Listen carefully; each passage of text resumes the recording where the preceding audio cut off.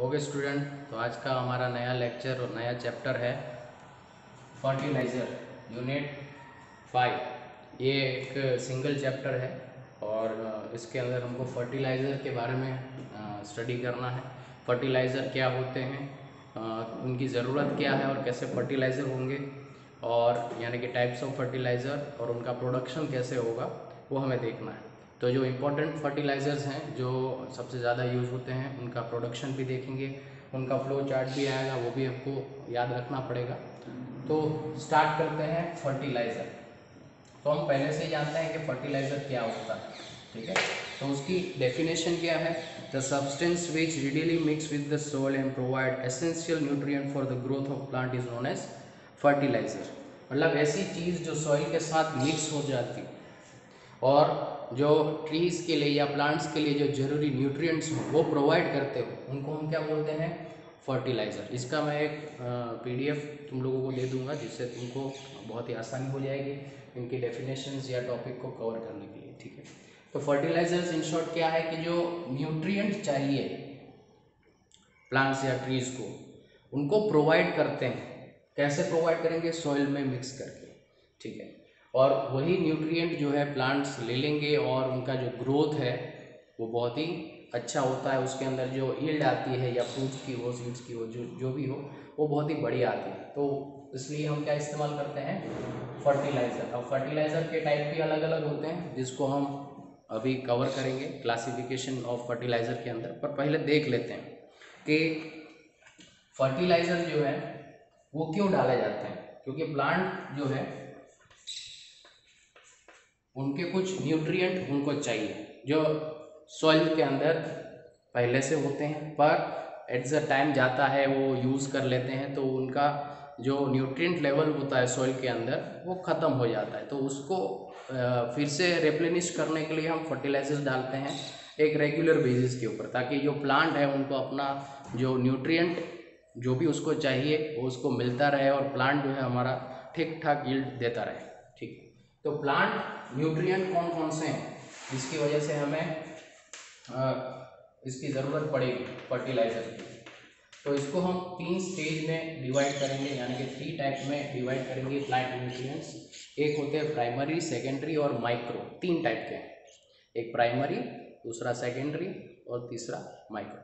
अब इनको क्यों, कैसे हमने प्राइमरी, सेकेंडरी और टर्शरी में रखा है, सॉरी वो माइक्रो में रखा है, तो हम देखेंगे कि उनका रिक्वायरमेंट कितना है प्लांट्स के लिए। अगर वो बहुत ही ज़्यादा अमाउंट में रिक्वायर्ड है तो वो प्राइमरी आएंगे, थोड़ा कम रिक्वायरमेंट है तो वो सेकेंडरी में आएंगे, अगर बहुत ही कम, उससे भी मतलब बहुत ही कम ट्रेस अमाउंट में उनकी ज़रूरत है तो वो माइक्रो न्यूट्रिएंट में आएंगे। तो कौन कौन से जो है प्राइमरी न्यूट्रिएंट है, तो उसके लिए हमें लिस्ट बनाना है कि भाई कार्बन, हाइड्रोजन एंड नाइट्रोजन, ये तीनों जो है किसके अंदर आएंगे? Primary nutrient. मतलब इनका जो रिक्वायरमेंट है प्लांट्स के लिए वो बहुत ही ज़्यादा है, मतलब कार्बन बहुत ज़्यादा चाहिए, हाइड्रोजन बहुत ज़्यादा चाहिए और नाइट्रोजन बहुत ज़्यादा चाहिए। तो उनका रोल क्या है, क्यों इतना ज़्यादा चाहिए? तो मोस्ट ऑफ चीज़ें हमें पता है कि प्लांट जो है ऑर्गेनिक होते हैं। ऑर्गेनिक के लिए कार्बन और हाइड्रोजन जो है अगर वो होंगे ही नहीं तो वो ऑर्गेनिक कैसे बनेगा? मतलब उसका जो बिल्डअप है वो कार्बन और हाइड्रोजन की वजह से। नाइट्रोजन जो है उसकी प्रोटीन्स वगैरह बनाने के लिए ज़रूरी है, जो ग्रोथ बढ़ाता है प्लांट्स का। तो ये 3 जो है प्राइमरी न्यूट्रिएंट्स जो प्लांट सबसे ज़्यादा इस्तेमाल करते हैं। फिर आते हैं सेकेंडरी।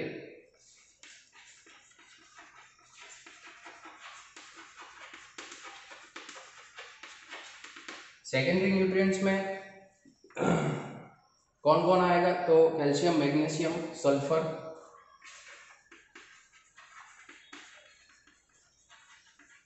3 आएंगे सेकेंडरी में, जिनका अमाउंट इनसे कम होगा। प्राइमरी से कम अमाउंट में क्या चाहिए? सेकेंडरी न्यूट्रिएंट कौन है? Calcium, magnesium and sulphur.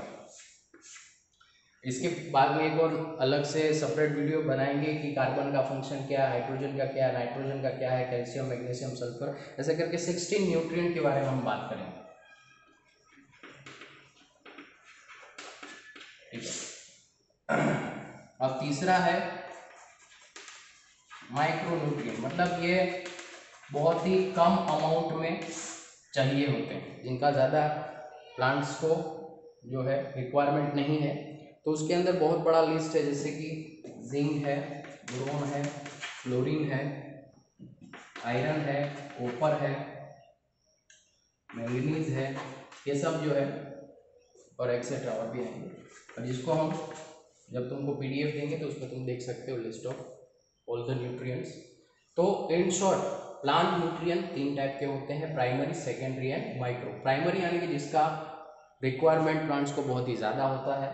Secondary मतलब प्राइमरी से कम होता है, मतलब ऐसा नहीं है कि अगर ये माइक्रो न्यूट्रिएंट बहुत कम चाहिए तो नहीं मिलेगा तो चलेगा, नहीं, वो भी चाहिए पर उनका अमाउंट कम है। इनका भी कुछ ना कुछ प्लांट के ग्रोथ में रोल रहेगा, सीड्स के या लीव्स के या कुछ ना कुछ चीज़ें जो है ये प्लांट में अपना ग्रोथ में रोल प्ले करते हैं। सेकेंडरी यानी कि जो प्राइमरी से कम यूज होते हैं वो कैल्शियम, मैग्नीशियम, सल्फर। माइक्रो जो बहुत ही कम ट्रेस अमाउंट में इस्तेमाल होते हो ग्रोथ के। ठीक है, तो ये 3 टाइप ऑफ न्यूट्रिएंट हैं। अब इनको पूरा करने के लिए हमें फर्टिलाइजर्स की ज़रूरत पड़ेगी।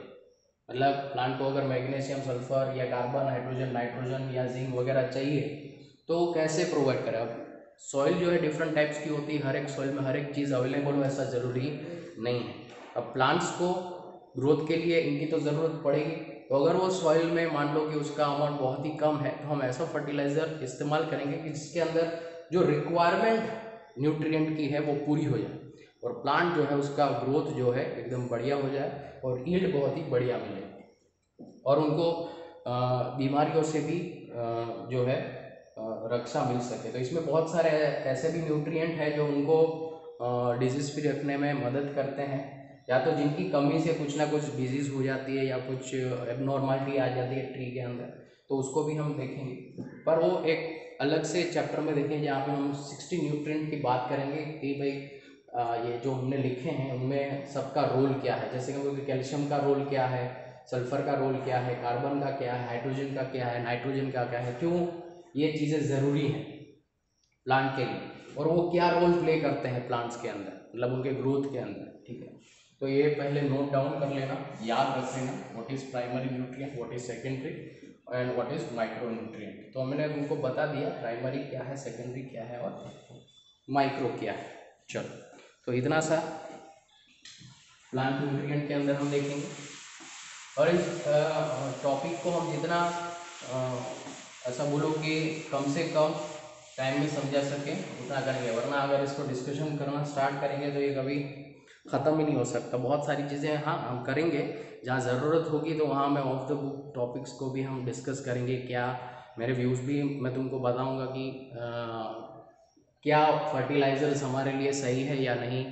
और आज हम देख रहे हैं कि ऑर्गेनिक फार्मिंग जो है मार्केट में बहुत चल रहा है, तो हम देखेंगे कि भाई ऑर्गेनिक फार्मिंग जो है क्या सही में सही है इस कंडीशन को देखते हुए, इतना पॉपुलेशन देखते हुए, तो उसको भी हम जैसे आने वाले टॉपिक्स में जब ज़रूरत पड़ेगी तो हम उसको भी डिस्कस करेंगे। ठीक है, चलो, तो हमारा नेक्स्ट टॉपिक जो है वो है कि भाई हमने ये न्यूट्रिएंट वगैरह तो ले लिए, क्या क्या चाहिए। अब हमें फर्टिलाइजर्स देखने कि भाई फर्टिलाइजर्स क्या करते हैं, है ना, फर्टिलाइजर्स क्या करते हैं, नीड फॉर फर्टिलाइजर, क्या ज़रूरत है फर्टिलाइजर की, नीड फॉर फर्टिलाइजर। तो बोलो कि फर्टिलाइजर्स क्या क्या करते हैं। तो सबसे पहले हैं the 3 important factor which affect the fertility of soil. पहले तो हमें फर्टिलाइजर जो है वो क्या करते हैं, फर्टिलिटी यानी जो ग्रो करने के प्लांट की ग्रोथ जो है वो सॉइल की फर्टिलिटी के ऊपर ही डिपेंड करती है। अगर सॉइल फर्टाइल नहीं है तो प्लांट उगेगा ही नहीं। अगर बैरन लैंड है, उपजाऊ नहीं है, तो वहाँ पे कोई भी चीज़ उग नहीं सकती। तो हमें पहले तो सॉइल को कैसा बनाना है, फर्टाइल बनाना है। अगर वो सॉइल फर्टाइल नहीं बनेगी तो वहाँ पे क्रॉप वगैरह हो ना, इट इज़ इम्पॉसिबल, नहीं उग सकता। मतलब तुमको जो चाहिए वो नहीं उगेगा। तो 3 इंपॉर्टेंट फैक्टर्स हैं जो अफेक्ट करते हैं फर्टिलिटी ऑफ सॉइल को। सबसे पहले है the amount of fixed nitrogen. अब नाइट्रोजन कितना अवेलेबल है हमें पता है कि जो प्लांट्स जो हैं, अब नाइट्रोजन तो एटमॉस्फेयर में बहुत ही ज़्यादा है, 78% है। तो क्या प्लांट डायरेक्टली नाइट्रोजन ले सकते हैं एटमॉस्फेयर से? बोलेंगे नहीं, वो नहीं ले सकते। इसीलिए हमने नाइट्रोजन साइकिल बहुत ही पहले लोअर स्टैंडर्ड में पढ़ा है, तो उसको हम यहाँ पे डिस्कस नहीं करेंगे कि नाइट्रोजन साइकिल क्या होता है, क्योंकि वो बहुत ही लो हो जाएगा, वो इतना अंदर तक नहीं जाए। पर हम बोलेंगे कि नाइट्रोजन जो है जितना सॉइल के अंदर प्रेजेंट होगा वही प्लांट जो है एब्जॉर्ब करके अपने प्रोटीन या अमीनो एसिड्स बनाने के लिए इस्तेमाल करेंगे। तो अमाउंट ऑफ फिक्स्ड नाइट्रोजन मतलब जितना अच्छा अमाउंट नाइट्रोजन का होगा उतना ही अच्छा जो है हमारा फर्टिलाइज़र जो है अच्छे से काम करेंगे। मतलब ऐसे भी फर्टिलाइजर्स होंगे जो अमाउंट ऑफ नाइट्रोजन सॉइल के अंदर प्रोवाइड करते हैं। दूसरा मतलब इन शॉर्ट तुम्हें क्या देखना है, जितना ज़्यादा नाइट्रोजन सॉइल में प्रेजेंट होगा उतना ही ज़्यादा अच्छा प्लांट का ग्रोथ होगा। दूसरा है नाइट्रोजन, फॉस्फोरस एंड पोटाशियम, ये NPK जिसको हम बोलते हैं, ये बहुत ही बढ़िया न्यूट्रिएंट है प्लांट के लिए, बहुत ही ज़रूरी न्यूट्रिएंट है प्लांट के लिए। इनके बिना प्लांट जो है अपना ओरिजिनल ग्रोथ जो जितना होना चाहिए वो नहीं दे सकते। मतलब इनका अमाउंट बहुत ही बढ़िया होना चाहिए, अगर इनकी कमी है तो प्लांट जो है अपना जो ग्रोथ है वो अच्छे से नहीं दिखा सकते। तो NPK nitrogen, phosphorus and potassium, और उसके साथ थोड़े से मिनरल। फिर है तीसरा pH ऑफ द सॉइल। अब pH का और सॉइल का क्या लेना देना, तो हम बोलेंगे कि सॉइल का पे कुछ ना कुछ pH होता है, या तो सॉइल एसिडिक हो सकती है, बेसिक हो सकती है ना। तो हमें देखना है कि अगर वो एसिडिक है तो क्या ऐसा डाला जाए जिससे वो थोड़ा बेसिक की ओर आ जाए, या तो बहुत बेसिक है तो उसको फिर से हम न्यूट्रल की ओर लाने की कोशिश करेंगे। तो ऑप्टिमम जो रेंज होती है pH वो होती है 7 to 8, इसके बीच में रखना। अगर तुम्हारी सॉइल बहुत ही ज़्यादा एसिडिक है तो हम इस रेंज में लाने की कोशिश करेंगे कुछ बेसिक चीज़ डाल के, जैसे कि कैल्शियम हो गया, कैल्शियम वाले कंपाउंड इसके अंदर डालेंगे जिससे pH इसका इधर तक मेंटेन रहे। तो हमें ऑप्टिमम ग्रोथ के लिए pH कितना सेट रखना है, 7 to 8। ये बहुत ही बढ़िया pH है जिसमें प्लांट्स जो है बहुत ही बढ़िया काम करते हैं, ठीक है ना। वो बहुत एसिडिक होना चाहिए ना बहुत बेसिक होना चाहिए। तो pH ऑफ द सॉइल जो है मेंटेन कितना करना है, 7 to 8। ये बहुत ही ऑप्टिमम। What is optimum? बहुत बार आएगा ऑप्टिमम, मतलब कि इससे कम भी अच्छा नहीं है, इससे ज़्यादा भी अच्छा नहीं, ये सबसे अच्छा है, इसको ऑप्टिमम बोलेंगे। कि तुम 6 पे जाओगे तो भी बिगड़ता जाएगा, 9 पे जाओगे तो भी बिगड़ता जाएगा। ये 7 to 8 जो है वो सब बहुत ही बढ़िया रेंज है, नीचे भी नहीं जाना है, ऊपर भी नहीं जाना है। तो ये 3 इम्पोर्टेंट फैक्टर्स जो हैं सॉइल की फर्टिलिटी को अफेक्ट करते हैं। अब इन चीज़ को, ये जो 3 चीज़ें हैं उसको सुधारने के लिए हमको क्या चाहिए, फर्टिलाइज़र। फर्टिलाइज़र जो है वो नाइट्रोजन का अमाउंट बढ़ा सकते हैं, और नाइट्रोजन, फॉस्फोरस और पोटाशियम की कमी है तो उसको भी ऐड कर सकते हैं। और pH अगर बढ़िया नहीं है तो भी हम उसको जो है मेंटेन कर सकते हैं। तो फर्टिलाइज़र जो है हमको बहुत ही हेल्प करते हैं ये सब फर्टिलिटी को इंक्रीज करने के लिए। अब हर एक हर एक प्रॉब्लम को ओवरकम करने के लिए डिफरेंट टाइप्स ऑफ फर्टिलाइज़र होते हैं। ऐसा नहीं है कि तुम एक ही फर्टिलाइज़र से सब चीज़ें मेंटेन कर लोगे, तो ऐसा नहीं है। तो उनको हर एक चीज़, हर एक प्लांट के लिए उनकी रिक्वायरमेंट अलग होती है, तो उनका फर्टिलाइज़र भी अलग होता जाएगा। ऐसा नहीं है कि तुम एक ही फर्टिलाइज़र सबके अंदर, सब टाइप ऑफ प्लांट्स के अंदर डाल दोगे तो काम हो जाएगा, ऐसा नहीं होता। फर्टिलाइजर्स के भी अलग अलग टाइप होते हैं जिसका प्रोडक्शन हम इस चैप्टर के अंदर देखेंगे। तो जैसा प्लांट वैसी उसकी रिक्वायरमेंट और वैसा ही उसके लिए फर्टिलाइजर, कि भाई इसको नाइट्रोजन की ज़्यादा ज़रूरत है तो ऐसा फर्टिलाइजर यूज़ किया जाए जिसमें नाइट्रोजन का अमाउंट ज़्यादा हो। अगर उसको फॉस्फोरस या पोटाशियम की ज़्यादा ज़रूरत है तो हम वैसा फर्टिलाइजर उसके लिए प्रोवाइड करेंगे, है ना। चलो अब है कि फर्टिलाइजर क्या होते हैं। तो फर्टिलाइजर्स जो हैं वो एक टाइप के केमिकल ही होते हैं। क्या होते हैं? केमिकल्स ही होते हैं।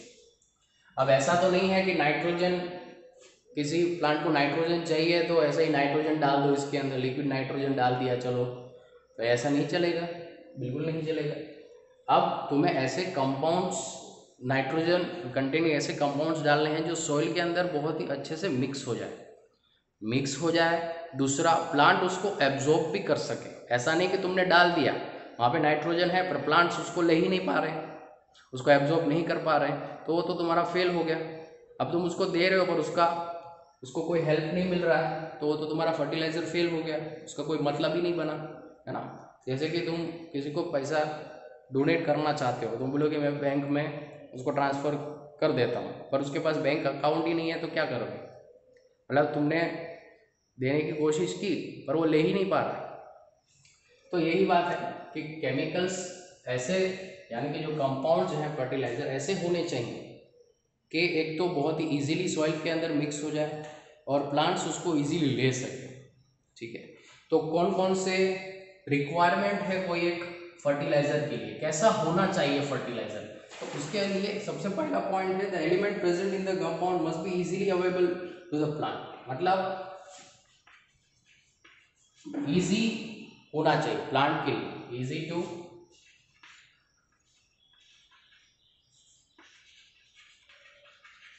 कंज्यूम बाय प्लांट, प्लांट उसको आसानी से ले सके, ठीक है, सबसे पहले। दूसरा point, should be soluble in water, पानी के अंदर सॉल्युबल होना चाहिए, क्योंकि ज़्यादातर जो हम फर्टिलाइजर्स का इस्तेमाल करते हैं, जिसको फार्म वगैरह हो उन्होंने देखा होगा, वो ऐसा पंप लेके छिड़कते हैं। तो दूसरा रिक्वायरमेंट क्या है कि वो वाटर के अंदर सॉल्युबल होना चाहिए, क्योंकि पानी के अंदर सॉल्युबल करने से वो बहुत ही आसानी से ज़मीन के साथ मिक्स हो जाते हैं। अगर वाटर फॉर्म में है तो रूट्स जो हैं उनको आसानी से एब्जॉर्ब कर सकते हैं। तो ये बहुत ही अच्छा होगा कि अगर वो सॉल्युबल हो वाटर के अंदर, ताकि प्लांट्स के जो रूट्स हैं वो आसानी से उसको एब्जॉर्ब कर सकें। इट शुड बी स्टेबल,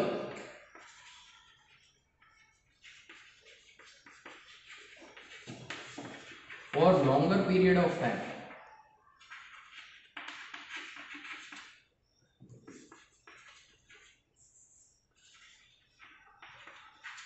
मतलब ऐसा नहीं है कि तुमने बहुत सारा फर्टिलाइजर डाला पर कुछ टाइम के बाद वो जो है डिकम्पोज हो गया, उसका कोई रोल नहीं बचा, मतलब वो या तो उड़ गया या तो किसी और के साथ दूसरा कंपाउंड बना लिया जो बहुत ही ज़्यादा स्टेबल हो गया और वो टूटने के लिए तैयार नहीं है। तो ऐसा नहीं होना चाहिए, वो स्टेबल होना चाहिए, लंबे समय तक भी मिलता रहना। ऐसा नहीं है कि एक दिन के अंदर ही तुमने जो फर्टिलाइज़र डाला वो अब दूसरे दिन प्लांट्स को अवेलेबल नहीं है, तो तुम जितना डालोगे तो प्लांट्स के एक ही दिन में सारा ले लेंगे, नहीं, वो धीरे धीरे करके लेंगे। अगर मैं तुमको बोलूँ कि मैं चलो तुमको 10 किलो चावल देता हूँ, तुम एक ही दिन में ख़त्म कर दो, क्या कर सको? नहीं, तुम इतना नहीं खा सकते। तुम जो 10 किलो दिया है उसको धीरे धीरे करके, है ना, 200 ग्राम 300 ग्राम खा के कवर कर सकते हो। मतलब तुम जितना भी डालो वो लॉन्गर पीरियड ऑफ टाइम के लिए अवेलेबल होना चाहिए। ऐसा नहीं कि थोड़े टाइम के बाद वो प्लांट्स को मिल ही नहीं रहा है। मतलब जो भी डालो वो स्टेबल होना चाहिए और लंबे समय तक उधर ही रहना चाहिए, ताकि प्लांट्स उसको धीरे धीरे एब्जॉर्ब कर सकें। और सबसे इम्पोर्टेंट जो है, it should not be poison for plants. मतलब ऐसा नहीं है कि तुम उसका भला करने चाह रहे हो पर उसका भला नहीं हो रहा है, पर उसको तकलीफ दे रहे हो। मतलब तुम जो सब्सटेंस डाल रहे हो उसमें एक सब्सटेंस काम कर रहा है और एक बिगाड़ रहा है, तो ऐसा भी नहीं लेना है। कि वो जो है प्लांट की भलाई, मतलब सारी चीज़ें तुम डाल रहे हो वो उसके लिए अच्छी होनी चाहिए। ऐसा नहीं है कि एक कंपाउंड लिया उसका एक पार्ट काम कर रहा है दूसरा नहीं कर रहा है, उसको बिगाड़ रहा है। वैसे भी कंपाउंड्स नहीं लेने, ऐसे केमिकल्स नहीं लेने, तो उसके लिए पॉइजन का काम नहीं करना चाहिए। दूसरा कि it should maintain the pH.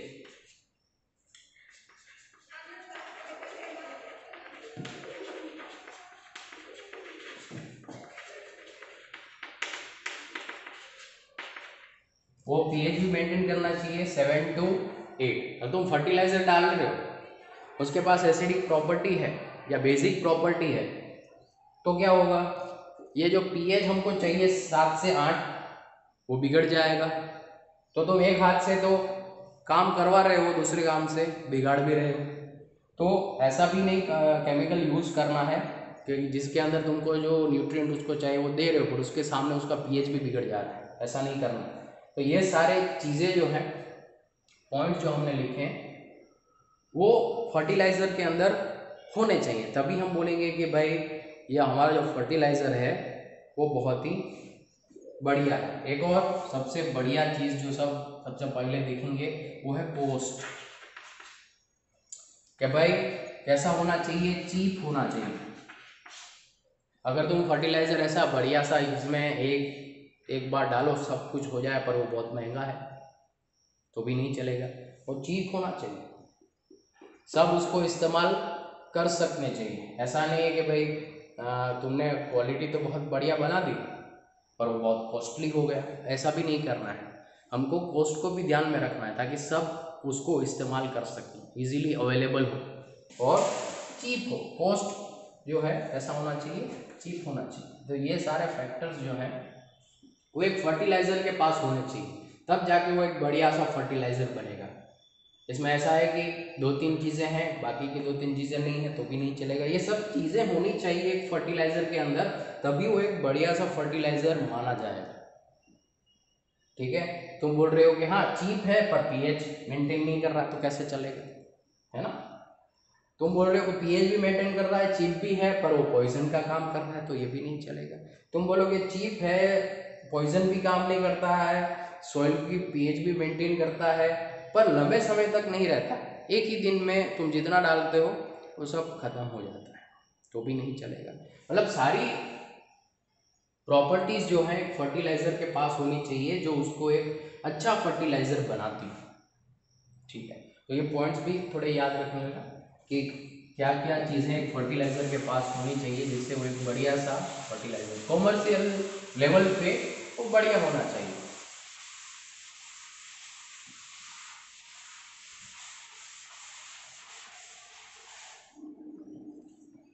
फिर है क्लासिफिकेशन ऑफ फर्टिलाइजर।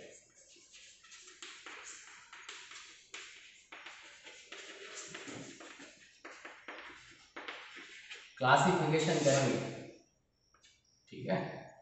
अब क्या होता है क्लासिफिकेशन वो बताने की ज़रूरत नहीं।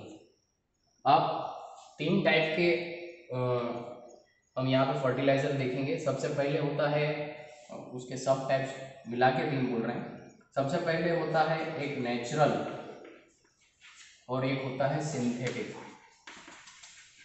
अब what is natural and what is synthetic वो भी बताने की जरूरत नहीं है। सिंथेटिक,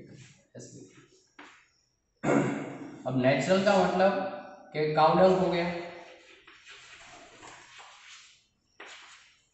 है ना। काउ डंग जो है एक नेचुरल फर्टिलाइजर है, इसमें कोई केमिकल्स नहीं है। तो जैसे कि एग्जांपल हमने काउ डंग का दिया या बर्ड का एक्सक्रीटा बोल दिया, तो ये सब जो है किस में आएंगे, नेचुरल में आएंगे। सिंथेटिक यानी कि सारे के सारे केमिकल्स वाले, मतलब मेन मेड, ये सब केमिकल्स से बना होंगे। ये सब नेचुरल। नेचुरल में भी 2 टाइप होते हैं, एक होता है ऑर्गेनिक और एक होता है इनऑर्गेनिक। तो ऑर्गेनिक के अंदर है plant matter, farm yard manure, animal matter, you know, ये सब जो है ऑर्गेनिक के अंदर आएंगे। ठीक है, फार्म यार्ड मैन्योर मतलब पुराने पेड़ पौधे उनको गड्ढा किया, उसके अंदर डाल दिए, फिर उसको सड़ाने के लिए छोड़ दिया, फिर वापस से उसको जो है ज़मीन के अंदर डाल दिया, तो वो सब ऑर्गेनिक के अंदर आएंगे। इनऑर्गेनिक के अंदर वुडन एश, पोटाशियम सॉल्ट, ये सब जो है रॉक फॉस्फेट, ये सब किसके अंदर आएंगे? इनऑर्गेनिक। मतलब हम जानते हैं इनऑर्गेनिक क्या होता है, विदाउट कार्बन या विद कार्बन।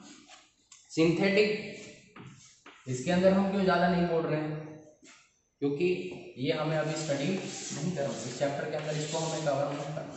हमारा मेन ध्यान किसके ऊपर है? सिंथेटिक के ऊपर, ठीक है। मतलब जो केमिकल्स से बनते हैं, जो फैक्ट्रीज में बनते हैं, ये फैक्ट्रीज में नहीं बनते, ये नेचुरली अवेलेबल होते हैं। ये किस में बनते हैं? फैक्ट्रीज में। तो हमें उसका ही प्रोडक्शन देखना है, इसलिए हम ज़्यादा इसके ऊपर नहीं जा रहे।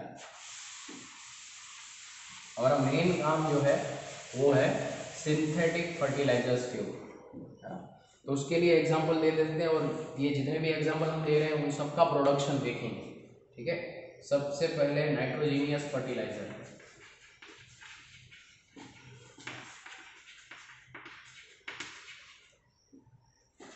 फिर फॉस्फेट, फिर पोटाशियम, फिर NPK, इसमें ये तीनों एक साथ आते हैं। तो इन सब का प्रोडक्शन देखना है। नाइट्रोजीनियस मतलब ऐसे फर्टिलाइजर्स जो नाइट्रोजन प्रोवाइड करते हो। फॉस्फेट फर्टिलाइजर मतलब जो फॉस्फेट प्रोवाइड करते हो। पोटाशियम मतलब जो पोटाशियम प्रोवाइड करते हो। और NPK मतलब ये तीनों प्रोवाइड करते हो एक साथ। तो NPK, पोटाशियम, फॉस्फेट या नाइट्रोजीनियस फर्टिलाइजर जो भी हैं, मतलब नाइट्रोजन देने वाले फर्टिलाइजर, फॉस्फेट देने वाले, पोटाशियम, और NPK यानी कि नाइट्रोजन, फॉस्फेट और पोटाशियम तीनों देने वाले, इन सब का प्रोडक्शन हम देखेंगे कि कैसे इसको इंडस्ट्रीज में बनाया जाता है, ठीक है। तो क्लासिफिकेशन हमने देखा, नेचुरल एंड सिंथेटिक। नेचुरल के अंदर दो टाइप हैं, ऑर्गेनिक, इनऑर्गेनिक। ऑर्गेनिक के अंदर हम देखें फार्म यार्ड है, मैन्योर है, ये सब जो है ऑर्गेनिक में है। इनऑर्गेनिक में मिनरल्स के सॉल्ट जो वगैरह हैं, रॉक फॉस्फेट वगैरह, वो आएंगे। तो उसको हमें ज़्यादा याद रखने की ज़रूरत नहीं, हमको ये याद रखने की ज़रूरत है कि सिंथेटिक में कौन कौन से हैं। और भी हैं पर हमारे सिलेबस के अंदर ये इतने हैं जिसको हमें कवर करना है, ठीक है। तो एक एक करके लेते जाएंगे। नाइट्रोजीनियस फर्टिलाइजर कैसे बनाया जाता है, कौन कौन से उनकी मेथड्स क्या क्या हैं, उनको देखेंगे। फॉस्फेट के लिए देखेंगे उनकी मेथड क्या है, पोटाशियम के लिए देखेंगे NPK। NPK बहुत ही इंपॉर्टेंट है, अभी से बोल रहे हैं, exam point of view NPK बहुत ही इंपॉर्टेंट है। ये वैसे लास्ट टॉपिक है पर इम्पोर्टेंट है, वैसे ये भी इम्पोर्टेंट है। जो भी टॉपिक इम्पोर्टेंट होगा वो हम बताते जाएंगे, इसके ऊपर तुम ज़्यादा ही ध्यान, ऐसा नहीं कि दूसरे को हमें ध्यान में नहीं लेना, दूसरे को भी ध्यान में ही लेना है, पर उसको जो है हम थोड़ा ज़्यादा अटेंशन देंगे, ठीक है। चलो कोई बात नहीं। तो यहाँ पे हमने क्लासिफिकेशन भी देख लिया कि फर्टिलाइज़र जो है कैसे क्लासीफाई होते हैं, ठीक।